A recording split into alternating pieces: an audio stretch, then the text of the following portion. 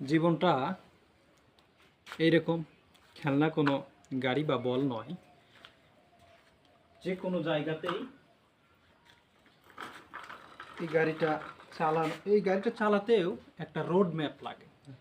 তো road map ছাড়া এই গাড়িটা যেমন চালানো যায় না। এই যে একটা বল, এই বলটাকে খেলতে গেলেও একটা মাঠের প্রয়োজন হয়। সমতল একটা মাঠ লাগে যেখানে বাচ্চারা খেলে বা বড়রাও খেলে। তো জীবন কিন্তু এইরকম নয়।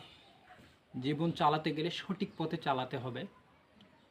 জীবনের প্রত্যেকটা মুহূর্ত এত গুরুত্বপূর্ণ যে আপনি যদি কোনো ভুল সিদ্ধান্ত নেন, সেটার দায়ভার আপনাকেই নিতে হবে।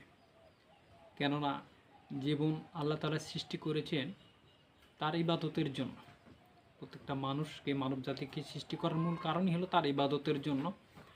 ইবাদত শেষে যতটুকু সময় পাবেন আপনি কর্ম করবেন, কর্মটা যেন সঠিক হয়, সত্যের পথে হয়, ইসলামিক শরীয়ত অনুযায়ী হয়।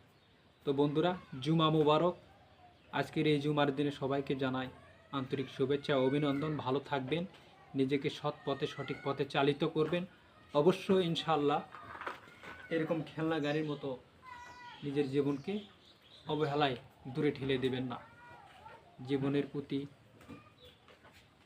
শরীরের প্রতি যত্ন নেবেন।